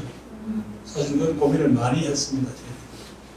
광주 5월 단체하고도 저희들이 사전에 미리 그걸 한 건 아닌데 그런 결정을 하게 되고 왜냐하면 여러분도 아시다시피 그 양반의 위치가 애매하잖아요. 노태우 양반. 근데 이제 마지막으로 우리가 판단한 거는 결국 국민이 그분들은 투표로 뽑아서 대통령을 지냈다는 부분 자체를 부인할 수는 없더라고. 그 앞에 있었던 여러 가지 뭐 전두환씨하고 연관돼가지고 걸린 거야 뭐. 그 유죄로 또 확정이 됐었으니까. 그래서 고민 끝에 그래도 국가정을 하는 게 맞겠다 그래서 그런 결정할 때 그럴 때는 우리가 고민을 많이 했죠. 왜냐하면 일단 뭐 결정을 내려놓고 나니까 뭐 그분 해결이 되고 있고 지금 전두환씨 문제는 해결이 안 되니까 아직도 그 유골이 연중집에 있다면서 예를 들면 그런 어찌 보면 이제 역사라는 게 그만큼 무서운 거죠. 그들이 권력을 휘두르는 그 7, 8년간 그들은 세상에 못 이룰 것이 없던 것처럼 했지만 결국은 한 30년 만에 초라하게 유골이 묻힐 곳 하나 없는 그런 떠도는 영혼이 되고 말았죠. 근데 그 들에 의해서 그렇게 죽어갔던 그 아마 죄 없는 그 영혼들에 대해서는 또 어떻게 해야 되겠습니까? 아마 정확하게 제가 적답을 안 냈을 텐데 고문적인 그런 고민 속에 배했었고 제가 말씀드린 과학을 보존한다는 것은 이게는 우리는 공화국이에요. 공화국이라 그러면 가능한 한 우리들의 접점을 넓혀서 폭을 넓혀서 우리들이 같이 꿈을 꾸고 살아가야 되는 거 맞잖아요. 그죠? 함께 책임을 지는 거고. 그전에는 정의당을 지지했던 분들, 민주당을 지지했던, 국민의힘을 지지했던, 혹은 뭐 정광훈 씨 같은 건물 주인이든 간에 그분들이 대한민국 국민으로서 우리 그 사람을 보호를 해야 하잖아요. 그분의 인권에 대해서는 우리는 함부로 무시할 수는 없잖아요. 그러면서도 공동체적 과제가 닥칠 때 모두 다 나서서 자기를 희생함이 덤비지는 않죠. 발을 빼는 놈, 눈치 보는 놈, 뭐 별로 다 있잖아. 그러면서도 우리는 함께 가야 되는 바로 이 모순된 현실 자체를 책임지는 집단이잖아요. 정치인들. 앞으로 여러분도 그 역할을 해야 된다. 내 개선만 해가지고 이렇게 가자 저렇게 가자라고 하는 건 한두 번은 딱딱 맞을 수 있어요. 근데 모두 다 그런 방식으로 어떻게 문제를 풀어요? 아까 말씀드렸죠. 거대한 하나의 흐름이고 거대한 집단이고 그 결과물은 누구도 빠져나갈 수가 없어요. 내가 가끔씩 이런 잘 나가는 대학에 강연을 가면 솔직히 너가 이 동네에서 잘 나가지만 누구 뭐 하버드에 가다 놓으면 내가 찍도 못하잖아. 그 애들은 지금 세계를 어떻게 문제를 풀어갈까 고민할 때 너는 맨날 동네에 앉아갖고 내가 중학교 때부터 너 1등 했다. 무슨 의미가 있어? 그렇죠? 저 지역균형 선발 정확하게 이야기하면 학교장 추천제죠, 그지? 1, 2등 하는 친구들은 오지, 그지? 왔는데 그 친구들 1학년 때는 못 따라간다 그래요. 대학 교수님들 보고. 그건 멘토를 학교에서 붙여줄 때. 2학년쯤 되면 거의 따라잡는다 그래요. 그리고 그분이 그분들이 좋은 대학에 가고 하는 그 스펙이라는 게 전부 다 자기 부모들이 만들어준 스펙이잖아요. 자신의 잠재력이. 그 아이디어와 그런 열정과 그런 정도의 세계관에서 이 공동체 전체를 책임질 수 있는 그런 지혜, 용기 나오기가 쉽지 않잖아요. 그래서 항상 제가 여러분들 보고 여러분 개인의 앞에 닥친 문제를 푸는 어떤 그런 과제는 여러분들이 다른 사람과 같이 노리게 되겠지만 그걸 넘어서는 우리들의 이 집단의 문제를 외면해서는 그 문제를 못 푼단 말이에요. 그리고 그렇게 해서 푸는 예가 없어요. 지금은 덜하지만 남미 국가들에 우리가 의원 때 가보잖아. 그러면 앉아서 뭐 강대들끼리 인사하면 전부 뭐 하버드, 콜롬비아 뭐 출신이야. 근데 그런 나라는 신장보다 한 번씩 만세 불러. 모라토리움 선언을 하잖아요. 빚 못 갚는다고 만세 불러. 그러면 어떻게 하느냐? 간단해. 100원 빚지는 거, 자, 30원 받고 동의하려면 들어와. 그러니까 조정해. 채무 조정. 그럼 또 한 10년 가. 또 그래. 그게 무슨 나라예요? 아니, 그게 자존심 문제가 아니라 그래갖고 그게 정상이 되겠어. 정상적인 무슨 사람이라든가 이런 게 가격이 없잖아. 그러면 여러분들이 인생을 설계하는 여러분 친구들과 여러분들 세대들이 인생을 설계해가는 과정 자체가 엉터리야, 중간에. 이게 다 연관이 돼 있거든. 제가 그 말씀 드리고 싶어요. 총리님은 여전히 정치인이십니까? 정치인 반, 뭐 건달 반. 이 질문을 드리는 이유는 아까 답변하실 때 정치인은 뭐 돈이나 권력이나 뭐 출세나 이런 걸 하는 사람은 아니라고 하셨는데 아니, 젊을 때 우리가 그런 각오로 했다. 네, 맞습니다. 근데 여전히 정치인들 보면 그렇게 자기가 정치활동 하는 사람 찾기가 어렵거든요. 지금 뭐 그렇죠. 처음에는 뭐라고 표현을 하든 간에 자기들이 삶을 통해서 실천을 통해서 뭐 다른 활동을 통해서 이제 결국 그런 것들이 이제 흔적으로 남잖아. 지울 수가 없잖아. 네. 그래서 드리고 싶은 질문은 네. 정치인 김부겸은 그런 불특정 다수의 사람들과 무엇이 달랐고 또 여전히 뭐가 다르다고 자부하시는지 궁금합니다. 다른 거는 없고요. 누구도 그렇겠어. 나도 똑같았겠지. 그런 에너지가 있었으니까 지금까지 버텼겠지. 그러나 적어도 그분들한테 제가 혹시 자임을 하겠는데 최소한 뭐 우리 김성희였잖아. 우리 세대의 운동권을 통해서 온 우리는 이제 여러분들처럼 체계적인 건 아니고 약간 지사적인 자기 결단. 아까 말씀드렸잖아요. 저는 아버지가 군인이셨어요. 아버지가 어떤 그걸 다 했을지 뻔하잖아. 그랬는데도 불구하고 내가 이 길을 가야 되겠다. 또 이 길을 갈 수밖에 없다라고 했던 제 자신을 좀 지탱해주는 그런 약간 뭐 오기라 할까 이런 게 있었겠죠. 그게 제 넓다고 해서 그런데 그 뒤로 정신으로 살아가면서 아까 이야기한 대로 저도 모르게 권력이고 단맛을 즐기고 끄떡거리고 어깨 힘주고 이런 버리장머리는 똑같아. 이거는 철학을 하는 사람, 신앙하는 사람들 보면 모든 인간이 간에 이 본질적인 거라고 그래요. 그분들 표현을 그러는데 그래서 그거를 어떤 신앙이나 이런 걸 통해서 이 초라하게 이 복속시키는 것이 이제 인간을 성숙해가는 과정이다 이렇게 얘기합니다. 저희들도 그런 단계까지는 못 갔잖아요. 그렇지만 그러면서도 아까 이야기한 대로 내가 이만하면 소위 말해서 아까 많이 해묻다라고 이야기를 하는데 비난은 그래 하지만 이만하면 제가 아까 참 할 기회를 다 잡지 않았냐 하는 정도 생각을 가끔씩 했어요. 그렇기 때문에 아까 좀 억지스럽게 견강부회하면서 자기 논리를 만들어가는 짓거리는 저는 그건 안 하려고 했어요. 그래서 제가 뱉어놓은 말에 대한 책임감 같은 이런 거 늘 했는데 근데 원래 이렇게 되면 큰 인물을 못해. 거짓말을 조금 더 두려움 없이 할 수 있어야 큰 인물. 거짓말 없이. 자, 제가 지금 여학생도 한번 하고 나와서 한번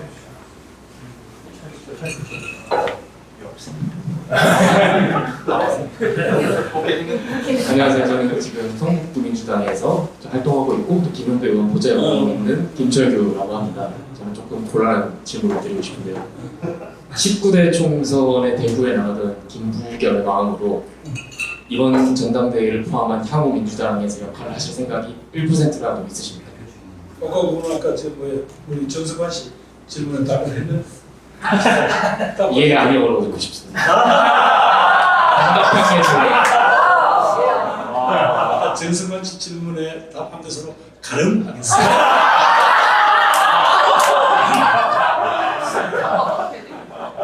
준비를 더 했어야지.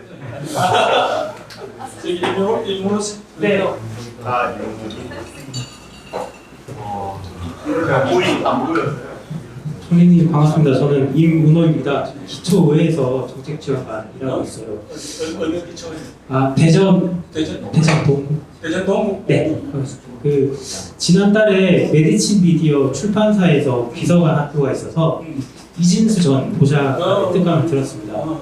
보좌관은 여전히 총리님 생각을 많이 하고 그때 있었던 그 보좌의 사례를 강의에서도 말씀해 주셨는데 총리님이 모든 정치 30년 생활하면서 모든 일을 할 수 없지 않습니까? 그 보좌관의 역할이 많이 필요했을 텐데 돌이켜 보셨을 때 어떤 보좌가 좋은 보좌였는지 좀 궁금합니다. 그러니까 좀 정치는 조금 뭐랄까 디테일이 약할 수밖에 없습니다. 아주 구석구석에 다 잘 모르잖아요. 그런 걸 물론 그걸 잘하시는 분들도 있지만 아무래도 아무래도 약하죠. 그거를 꼼꼼히 챙겨주는 아주 디테일이 강한 보좌관이 꼭 필요합니다. 그러니까 물론 정치 참모로서 좀 거시적으로 당신은 이렇게 행보를 해야 되겠소라는 것도 중요하지만 사실상 정치인들은 어찌 보면 덜렁덜렁하게 쉽거든. 근데 그거를 구체적으로 당신은 이렇게 되면 무엇이 지금 외면돼 있어, 무엇이 빠져 있어, 또 무엇에 대해서 당신이 지난번에 이야기한 거하고 지금 모순됩니다. 이런 걸 꼼꼼히 챙겨줘야죠. 그런 아주 디테일 지금 아까 이야기한 우리 저 임생이 이야기한 그 보장을 저하고 보장한 시간은 12년 같이 했죠. 이 친구는 아주 그런 점에서 정말로 철저했습니다. 성대에서 박사과정은 수료를 했습니다만 그래서 자기 공부도 열심히 했지만 어떤 그런 부분들에 대해서 아주 철저하게 쭉 과거의 제 히스토리까지 다 알고 그때는 이렇게 반응했는데 지금은 이렇게 반응하면 곤란하지 않겠냐든지 예를 들면 그런 것까지 정확하게 해주셨습니다. 그래서 지금도 저는 우리 저기 용산에 계시는 그 윤 대통령이 저는 좀 그런 모습들에서 자기 변화의 기회를 만들었으면 좋겠어요. 내가 지난번 개인적으로 아시겠지만 이분이 대구 고검 검사로 내려왔을 때 제가 자주 만났거든요. 대구 고검 검사라는 건 사실 할 일이 없어요. 검사를 할 일이 없어요. 자기 표현에서 아침에 나와서 신문 보다가 점심 먹고 들어가서 오후에 신문 보다가 들어간다는 거죠. 그럴 정도로 했을 때는 이제 자주 만난 편인데 한 달에 한 번꼴로는 만나서 뭐 소주도 하고 했는데 다양한 이제 그것도 관심들고 있죠. 있는데 물론 뭐 지향감도 그때도 느낀 거는 기가 아주 세. 기가 세다는 게 반대는 자기 주장이 강하지. 그 주변 사람들이 어떤 충고하는 것이 그 리더십에 무슨 반영이 되는 여지가 너무 적은 거죠. 그런 부분들이 사실은 지금 대통령이 몇 가지 부분들에서 사실은 야당한테 지금에 와서 아쉬운 소리 하려니까 대통령 입장에서 좀 체면 구기는 건 있죠, 그지? 근데 대한민국 대통령이 뭐 체면을 하는 자리가 자기가 도저히 이래갖고는 못 그러겠으면 딱 이재명 대표 봅시다. 이런 부분들 내가 이렇게 하는데 좀 도와주시오. 그래서 나도 야당이 이렇게 하는 건 내가 협조하겠습니다. 이 정도도 못하면 어떻게 되죠? 방법. 자기 고집대로 해서 될 일이 있고 안 될 일이 있죠. 그래서 그런 점에서 아까 좋은 보좌진 이야기를 했지만 지금 과연 대통령 보좌는 사실 대통령 보좌진이 막강합니다. 1급 이상 공무원 숫자가 적어도 한 50명 이상 되거든요. 그 1급들이라는 게 대한민국 전부 각 부서를 다 꿰고 있는 가장 베테랑들이에요. 그런 분들의 조력을 제대로 받으시는지 또 받아서 제대로 피드백이 되는지 이런 부분들에 대해서는 저는 조금 그런 게 안타까워요. 그래서 지금 자꾸 국회에서 야당하고 싸움만 하셔서 물론 뭐 자꾸 야당이 너무 도발적이어서 그렇다고 하는 분도 있던데 그렇다고 해서 대통령이 아까 선제적으로 할 수 있는 방법이 있어요. 그건 제가 그저께 탄핵 100만 돌파했을 때 제가 SNS에 글을 남겼는데 대통령이 위기라고 생각해야 합니다. 이렇게 얘기해요.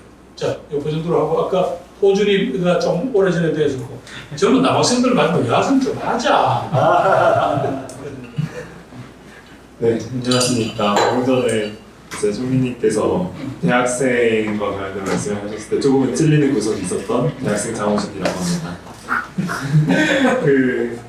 저는 사실 오늘 오는 길에도 2017년에 총리님께서 대선을 대구에서 연설을 하신 걸 보면서 이제 왔었어요. 그러면서 이제 언어가 지니는 그런 무게감에 대해서 좀 고민을 해보았는데 사실 아까 전에 총리님께서도 말씀을 해주셨지만 이제 국내 대학에서 학생들이 뭐 다른 국가의 다른 대학 학생들 같은 경우에는 뭐 세계가 어떻게 흘러갈지에 대해서 고민을 하는 와중에 사실 전통적으로 그런 해답을 명확히 내놓지 못했었잖아요.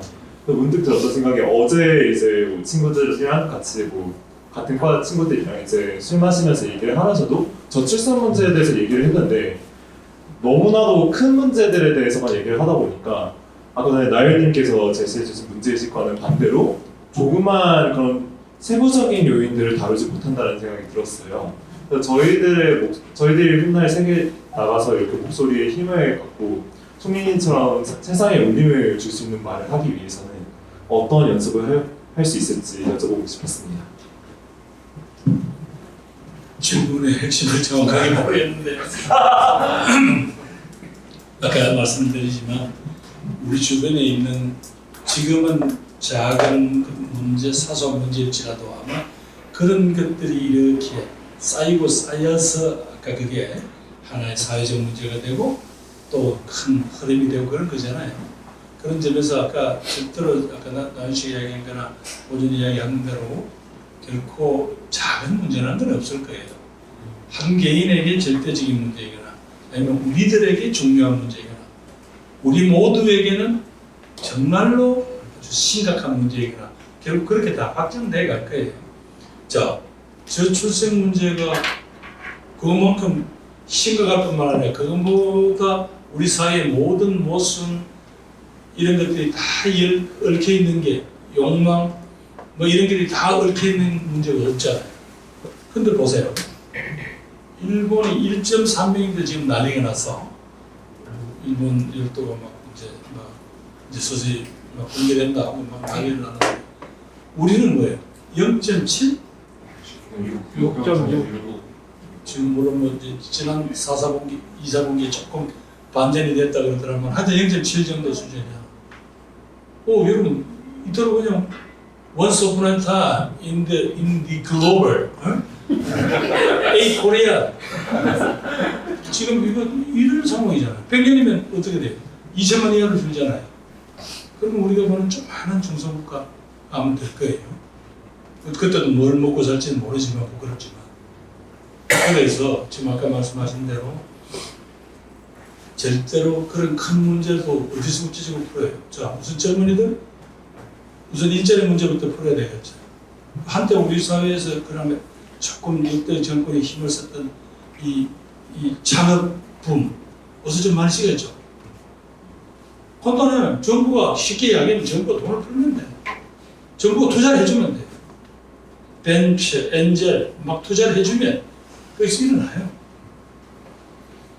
그게. 그래서 그게 지금 식어버리죠. 국가 R&D 쓸데없는 돈 많이 쓴다고 하지만 어쨌든 대한민국을 여기까지 끌어오는 데는 국가 R&D의 역할이 컸어요. 그 윤석열 대통령한테 누가 뭐라고 이야기했는지 모르지만 확 쳐버렸어요. 그러니까 대전에 간담회 하러 내려가 보니까 기가 막힌 거예요. 한 프로젝트를 5명이 하던 거를 그 중에서 제일 잘하는 너만 남고 나머지는 빠지라고 그러면 그분들은 생태계가 어때? 무너지잖아. 자기 삶이 무너지잖아. 어딜 받아줘? 그 박사급 연구원들이 그 프로젝트 그래도 뭐 연봉 한 2천만 원 받아가면서 겨우겨우 그렇게 하던 그거 손을 좀 뭐. 내가 차차 검토해보고 말이 안 되지. 한번 무너지고 나면 어떡해. 그리고 여러분 이게 정말 국민소득 3만 5천 불 국가 운영하는 틀 맞아요? 아니지. 그래서 저는 절대로 헌시 작은 문제 큰 문제가 전부 연관이 됩니다. 아까 이야기한 저출생 문제는 청년 일자리 문제부터 시작해가지고 자 주거 문제 참 이게 모순적인 게 언론도 마찬가지인 게 주거 문제를 해결하려면 집값 지금부터 확 싸져야 되잖아요. 근데 내가 사는 아파트는 값이 떨어지면 큰일 나. 이걸 해결해 줄 방법이 무슨 방법이 있어. 그래서 대거 임대주택을 한때 우리는 소셜 믹스라 그래가지고 뭐예요. 임대하고 일반 분양을 전부 다 섞어서 같이 분양을 했죠. 그게 좀 먹혔어. 90년대까지. 나중에 어떤 문제가 벌어졌어요. 그럼 참 우리 세대가 부끄러운데 뭐예요. 나는 제 아파트 아이들하고 같은 학교 다니기 싫어요. 너가 학교를 따로 지어달래. 학교를 따로 지어달래. 저 소위 가난뱅이 애들하고 학교를 같이 안 보내겠다. 그래, 그럼 땅 좀 구해오세요. 땅 좀 구해오면 내가 지드릴게. 말이 안 돼.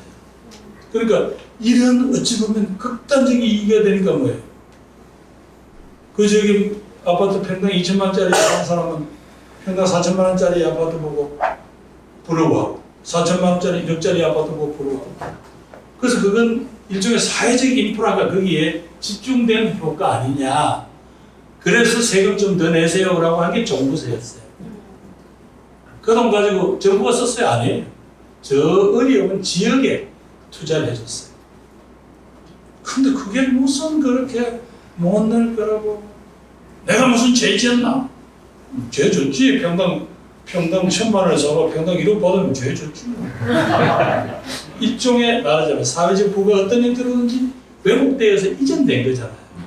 물론 그분들이 당장 내가 내 형편이 안 되니까 내 세금을 이연해다오. 혹은 내가 집을 팔 때까지 이연해다오. 혹은 내가 죽을 때 상속해서 제해다오. 이런 거는 이해가 돼요. 근데 세금 자체를 내기 싫다 그러면 여러분 아까 제가 GTX 얘기했잖아요. 모든 사람들 욕망이 있어요. 좋은 집에 살고 좋은 환경에 살고 있어요. 그럼 그게 다 공짜가 아니에요. 10조 원 돈을 어디서 만들어? 그런데 늘 안 하는 국회의원들은 전부 다 GTX 통과하다고 그래요. 그럼 GTX 여건 뭐예요? 저거 집안마다 하나씩 만들어줘? 그렇게 해서 돌아가는 나라가 어디 있어요? 그러면 서양인들은 뭐 바보라서 그런 이야기를 안 할까요? 자기들은 그 한계를 알잖아요. 어디까지 우리가 감내할 수 있는 수준인가가 저끼리 합의가 된 거죠. 여러분들은 바로 아마 이 공적인 이 모임을 통해서 바로 그런 어떤 지혜라 할까, 어떤 그런 해안이랄까 이런 것들을 자꾸 배우세요, 친구들. 왜냐면 이런 자리는 잘 없잖아요. 또 경험도 다양하십니다. 제가 총리님한테 기대하는 바가 되게 많은데 그 가장 큰 이유 중 하나는 되게 아끼는 동료가 총리님에 대해서 이야기할 때 눈이 되게 반짝반짝거려요. 저는 그런 기대감을 심어주는 정치인의 존재 되게 소중하다고 생각을 하는데, 근데 그런 기대하고 지지하는 마음이 있기 때문에 궁금한 점이 있습니다. 지난 총선을 보고 사람들이 전례하는 총선이라고 하고 되게 청년이나 미래의제가 사라졌고 복수열전이었고 이런 총선이 되게 전례 없이 절망적이었다는 평가가 많고, 그런데 총리님도 그 가운데 역할을 맡으셨단 말이죠. 그렇다면 저는 총리님께서는 스스로 할 수 있는 최선의 역할을 다하셨다고 지금 돌이켜봤을 때 평가하시는지 궁금합니다. 저는 정치인의 책임을 어떻게 질 수 있는지를 좀 여쭤보고 싶어요. 정치인은 결국에는 권력을 가지고 우선순위를 결정하는 자리인데, 이게 공동체를 위한 방법에도 결국에는 반드시 선택을 해야 할 기로가 있다라고 생각을 해요.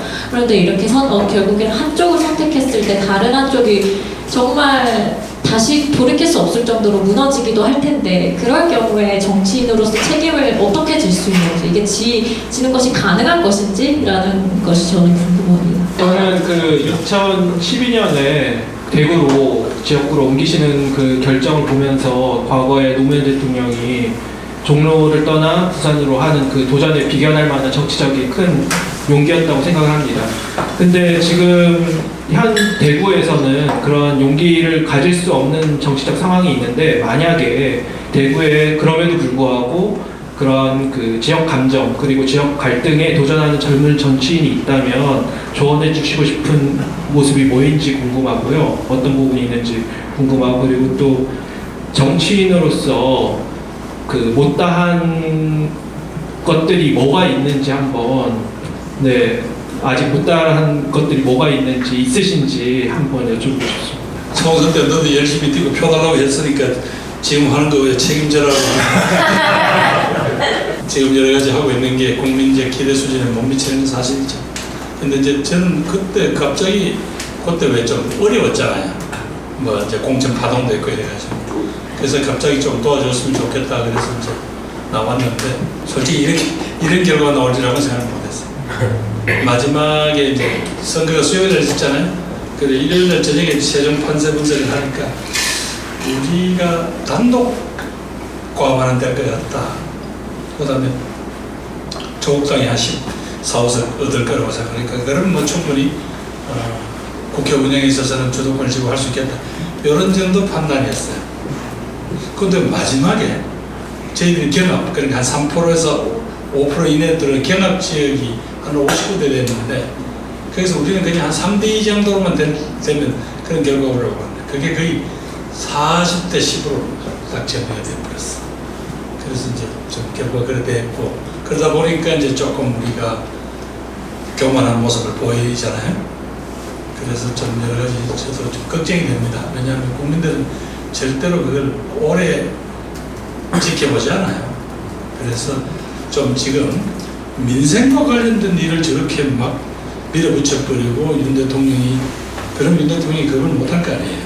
그런 실적을 좀 쌓아가면서 나머지 정치 공작을 하면 좀 더 지혜롭지 않을까라는 생각이 드는데, 최근에 언론에 뭐 나오는 걸 보면 걱정되죠.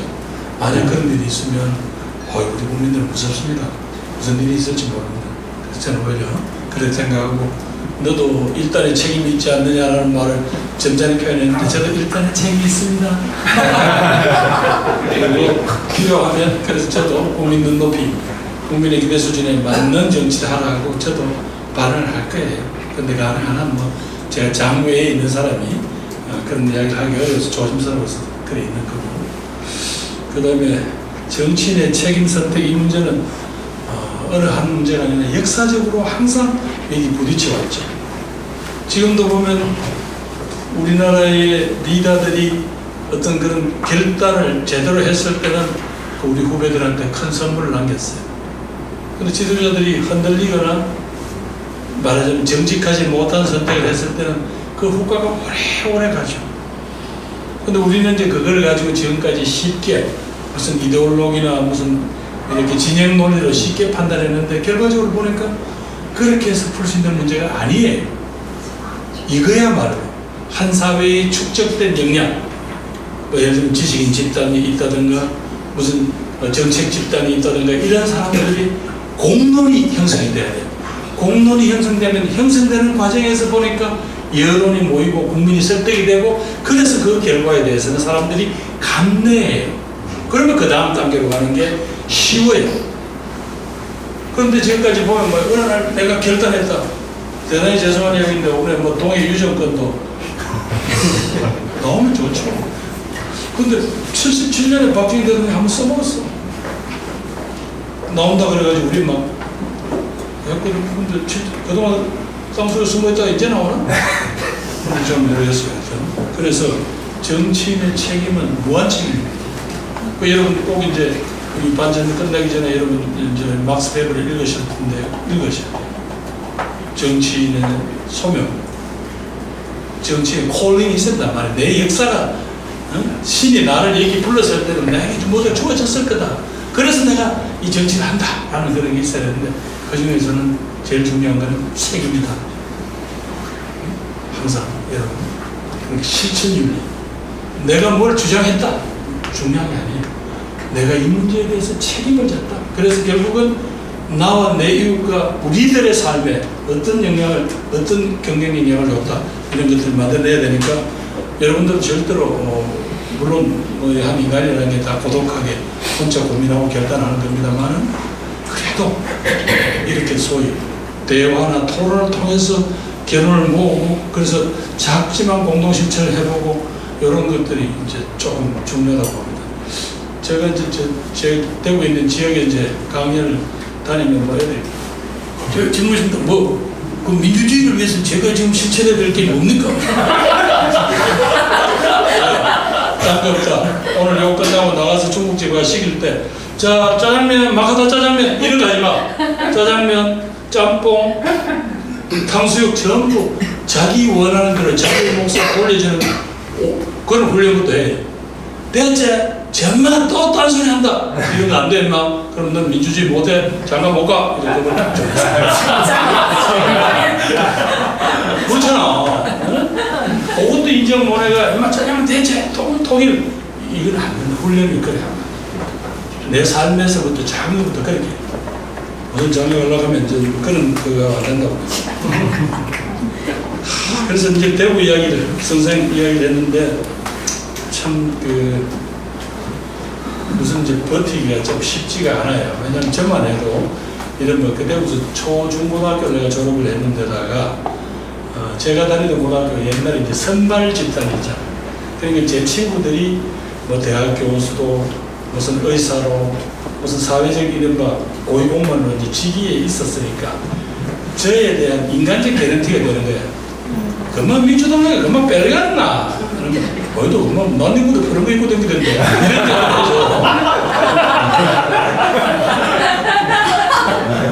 그리고 그런 개런티를 누가 해주냐? 친구들이 해주고 선후배들이 있으니까. 그래서 이제 저는 도움이 됐는데 지금은 이분들이 다 평준화 시대가 되니까 누가 이제 그런 사회적인 개런티를 해주기가 민주당 달고 참 어려워. 그런데다가 이제 집단적으로 민주당은 우리의 적이다라는 게 밑에 너무 강하게 깔려 있어.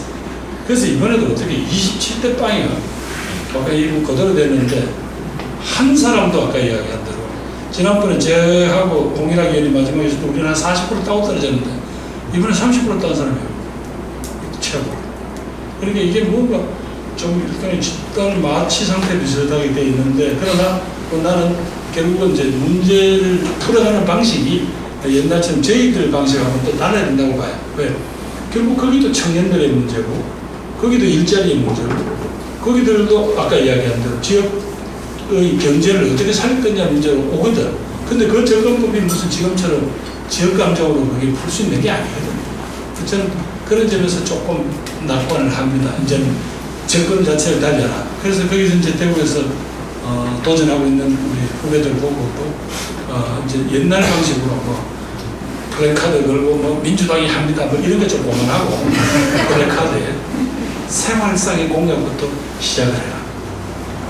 우리 동네는 왜 쓰레기가 이렇게 자주 치워지지 않나요? 예를 들면 우리 동네 수돗물은 왜 이렇게 늘 뭐 불순물이 많은가요? 이런 문제부터 접근을 좀 해라 하고 그렇게 그들이 이야기를 했어요. 그래서 신뢰가 이렇게 높아지고 쌓이면 나중에는 표를 찍을 때 고민을 하겠죠. 정당으로 보면 이 친구가 아닌데 인물이 아깝다라고 해서 표가 와야 되거든요. 근데 참, 근데 그 개인한테만 맡겨둘 게 아니고, 우리 정당의 정당의 문화가 바뀌어야죠. 우리 민주당도 제일 문제가 뭐예요? 수도권에서 압승을 하다 보니까 뭐예요? 모든 의사결정을 수도권의 입장에서 결정을 하잖아요. 그러면 여러분 두 가지. 지역균형 발전이라는 게 깨져요. 지역균형 발전이라는 게 얼마 전에 있었던 무슨 경제지에서 나온 부분에서 우리 저출생 문제를 해결하는 가장 큰 중에 하나가 지역의 부활이에요. 지역을 다시 살려야만 저출생 문제가 풀려요. 왜 젊은이들이 다 서울로 올 필요가 없잖아. 제가 요즘 아까 부모님들이 양원에 계셔서 용인에서 서울로 타고 오는데 그 시간에 낮 시간에는 좀 덜하고 낮 시간에 1시간이니까 용인에서 광화문까지 왜 쭉 고속도로 타는 M버스인가 거기에서 왔는데 보통 때 출퇴근 시간에 1시간 40분 걸린다 그러네. 그리고 출근 퇴근에 1시간 40분 보는데 언제 연애하고 언제 목표를 해? 저출생 문제 해결이 안 돼. 걔들이 대구에 있거나 대구 예를 들면 자기 고향에 있었으면 출근시는 곧 해야 30분이에요. 그럼 뭐 거기서 자기가 하면 되잖아. 그러고 서울에 오면 월 걔들이 월 400 있어도 삶 자체가 팍팍할 거예요. 대구는 400이면 상당히 사는데 지장이 없어. 조금 더 저축도 가능하고. 그래서 이런 것들이 잘 연관이 되어 있기 때문에 그 우리 후배들이 어떤 그런 것을 자신의 비전과 오게 맞는 그림을 그렸으면 하는 말씀을 드리고 싶습니다. 총리님께 저희가 박수 한번